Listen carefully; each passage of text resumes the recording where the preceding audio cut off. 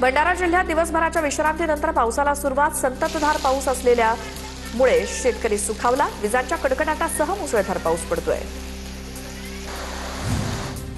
वाशिम जिल्ह्यात मागील 10 ते 15 दिवसांपासून पावसाचा खंड. खरीप पीक अडचणीत. मात्र काल झालेल्या पावसामुळे सोयाबीन, तूर आणि इतर खरीप पिकांना जीवदान मिळालं. पुढील काही दिवस समाधानकारक पाऊस झाल्यास खरीप हंगाम अधिक चांगला फायदेशीर होईल.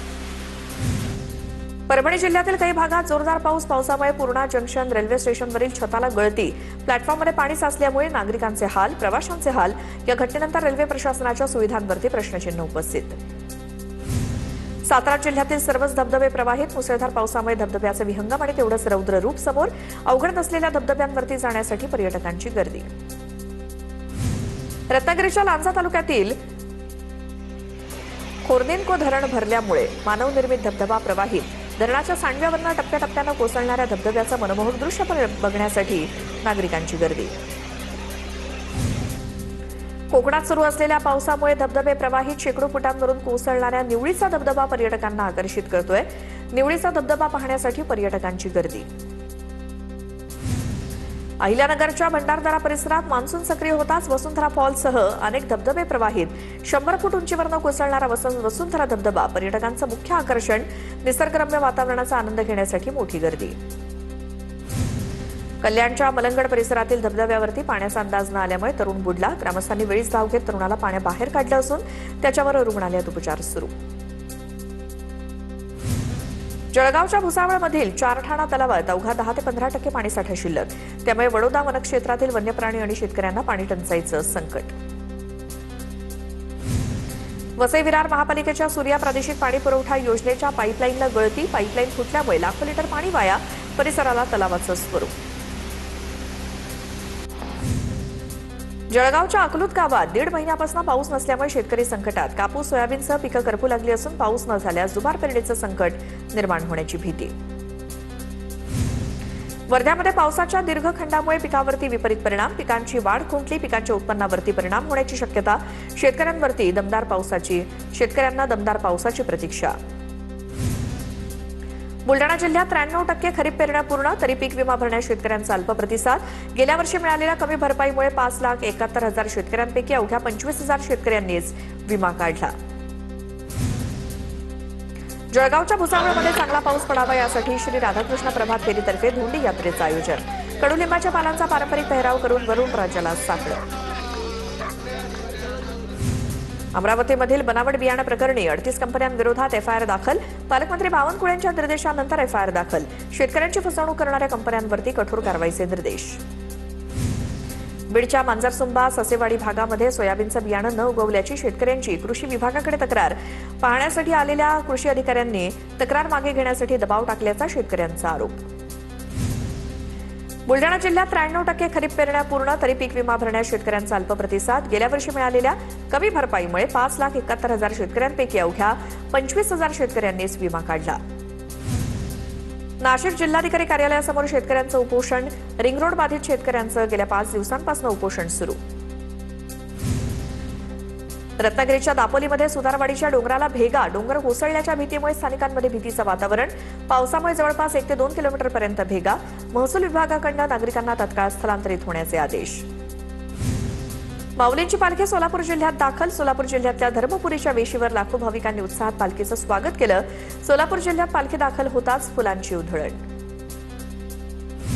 इंदापुरातून संत तुकाराम महाराजांच्या पालखी सोहळ्याचं प्रस्थान. वडापुरीत विसाव्याच्या ठिकाणी संत तुकाराम महाराजांच्या पालखीच्या दर्शनासाठी मोठी रांग. पालखीचा आजचा मुक्काम सराटी गावात.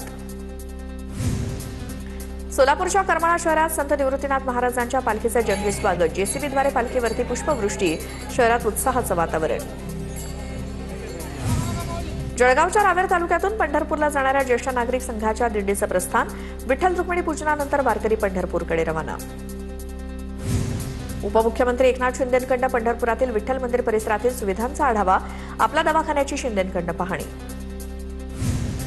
आषाढी वारीच्या पार्श्वभूमीवर पालकमंत्री जयकुमार गोरेंची पंढरपूर मंदिर परिसर आणि दर्शन रांगेची बुलेटवरनं पाहणी. भाविकांशी संवाद साधत स्वच्छता आणि सुविधांबाबत प्रशासनाला सूचना दिल्या. दर्शन रांगेतील भाविकांना खिचडीचं वाटप. आषाढी यात्रेच्या पार्श्वभूमीवर पंढरपूर नगर परिषदेकडून शहर आणि चंद्रभागा नदीचा तीर स्वच्छता मोहीम सुरू। भाविकांसाठी शौचालय आणि स्वच्छतागृहांची व्यवस्था, नदीचं पाणी स्वच्छ राहण्यासाठी जैविक फवारणी। जीआय मानांकन प्राप्त धाराशिवच्या भूमचा खवा पेढा पंढरपूरकडे रवाना होणार। भूम परिसरातून पांडुरंगाच्या भक्तांसाठी 45 टन पेढा तयार। पंढरपूरच्या इस्कॉन मंदिरात भाविकांसाठी एक अनोखं आकर्षण। खासदार हेमा मालिनी यांनी मंदिराला अत्याधुनिक रोबोटिक हत्ती भेट दिला। खऱ्या हत्तीप्रमाणेच दिसणारा हा रोबोटिक हत्ती चालतो, सोंड आणि कान हलवतो आणि सोंडीतून पाण्याचा फवारा मारतो, म्हणजेच अभिषेक सुद्धा केला जातो। सिंधुदुर्गच्या पावशी गावात मुंबई गोवा महामार्गाला तडे गेले। जिल्ह्यातील 66 महामार्गांची अशीच दुर्दशा झाली आहे। महामार्गाच्या कामावर नागरिकांकडून प्रश्नचिन्ह उपस्थित।